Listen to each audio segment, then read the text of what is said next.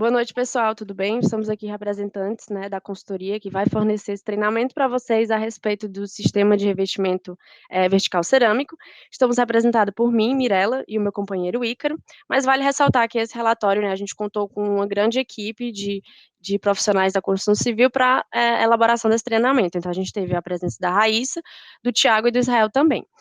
O Ícaro vai compartilhar aqui a tela para que eu possa explicar um pouco mais para vocês como que funciona esse sistema. Pronto. Então, pessoal, vamos iniciar falando sobre o que será executado. Vamos dar um contexto geral sobre a prática do revestimento cerâmico, certo?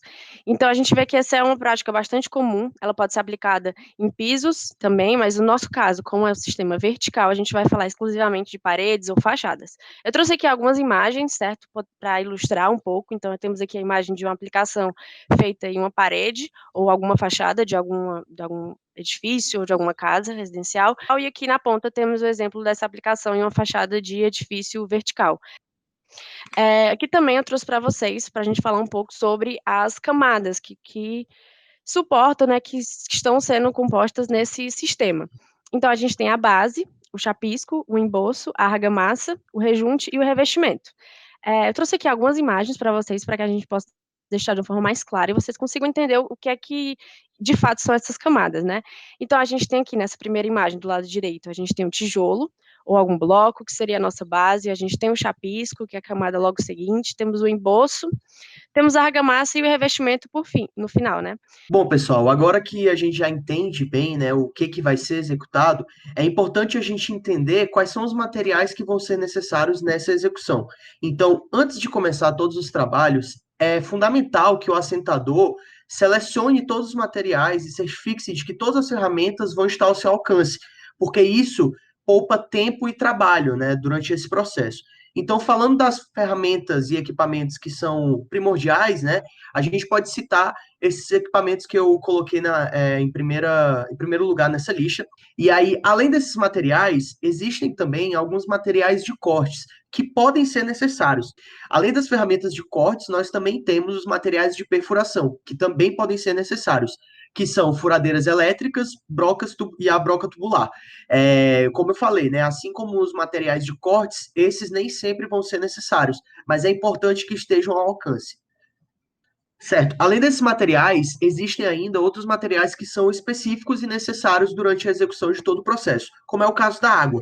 A água que vai ser utilizada em todo o processo de assentamento deve ser uma água limpa e livre de impurezas, e em hipótese alguma deve ser utilizada água salgada. A gente também tem a argamassa para chapisco. Essa argamassa ela deve possuir um traço de volume aparente de uma parte de cimento para 3 partes de areia úmida. A gente também tem a argamassa para emboço, que ela deve ser utilizada com um traço de volume aparente de 1 para 1,5 e 5, ou de 1 para 2,8, sendo a primeira parte de cimento, a segunda parte de cal hidratada e a terceira parte de areia média úmida. A gente também tem a argamassa colante. E aqui é fundamental a gente perceber que não deve ser utilizada misturas caseiras, né? A argamassa colante, ela também pode ser chamada como cimento colante, ou cimento colo, ou até argamassa adesiva.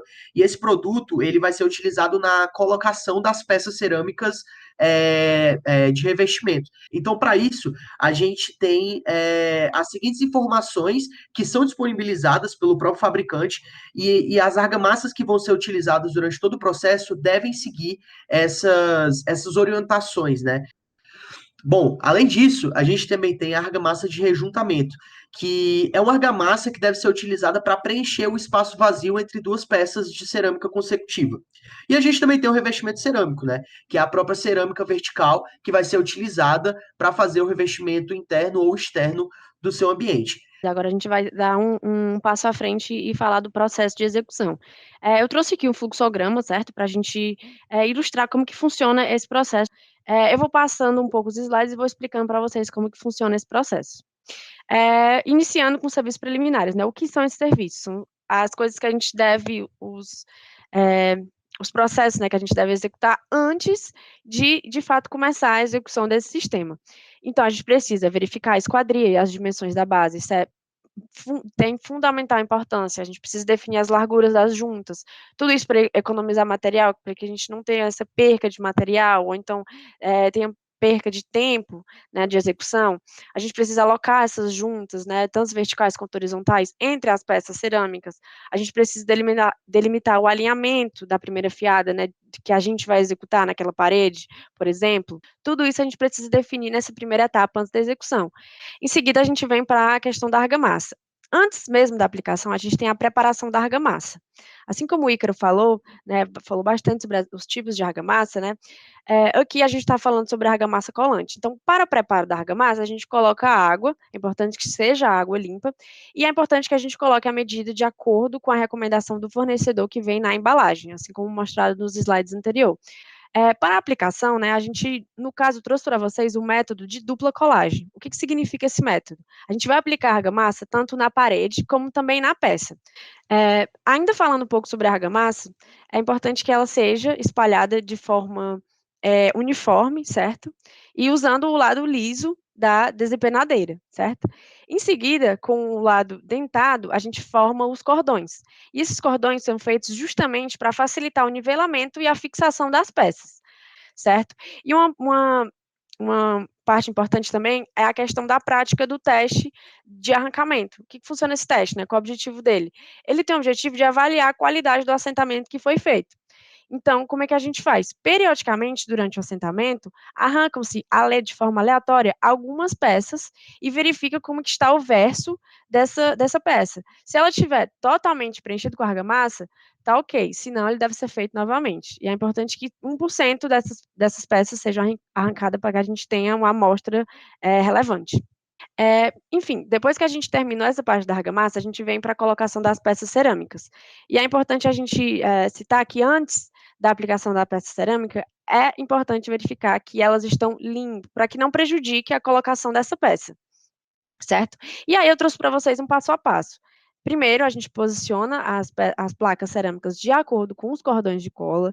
Depois, a gente ajusta o posicionamento da peça e de acordo com a fixação do revestimento cerâmico, através de um movimento de rotação simples e pequeno, singelo, a gente retira o excesso da argamassa, pode utilizar algumas batidas de martelo sobre a face da parte cerâmica ou batidas com cabo de madeira. E, por fim, a gente limpa essa argamassa em excesso, né, essa argamassa escorrida, antes do seu endurecimento, para que evite justamente que não prejudique a junta no assentamento. E agora a gente vem para falar da execução das juntas. A gente tem alguns tipos de juntas, certo? Eu vou iniciar falando sobre a junta de movimentação. A junta de movimentação, ela deve se estender desde a superfície da base, que seria a alvenaria, o concreto, até a face externa do revestimento cerâmico. A sua execução, ela também segue de acordo com o passo a passo. Avançando um pouco, eu vou trazer para vocês a questão das juntas estruturais. As juntas estruturais, elas devem ser localizadas na estrutura, conforme o projeto estrutural.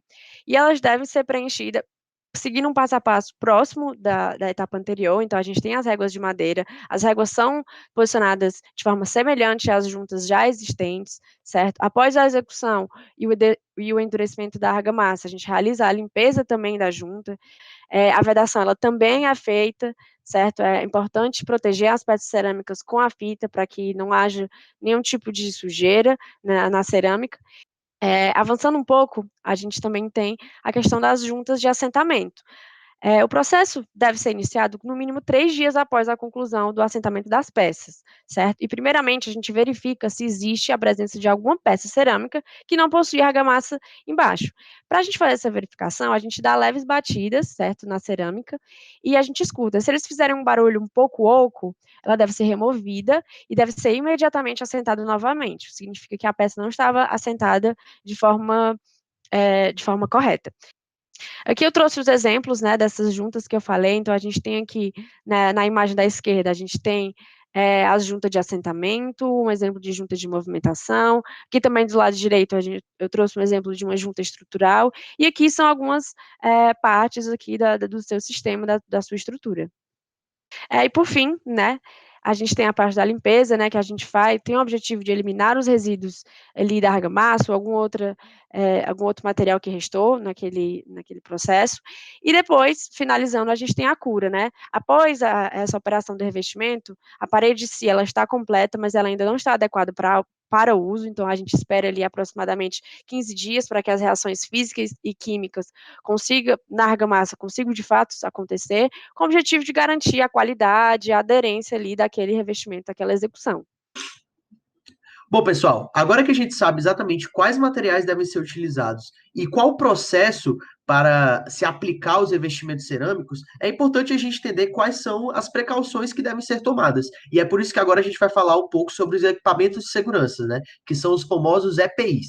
Existem alguns equipamentos de segurança que são primordiais, independente da obra que você está executando, como é o caso do capacete de segurança, dos óculos, das luvas de borracha e das botas de borracha. Além dos equipamentos de segurança, nós temos também as normas que regem a aplicação dos revestimentos cerâmicos.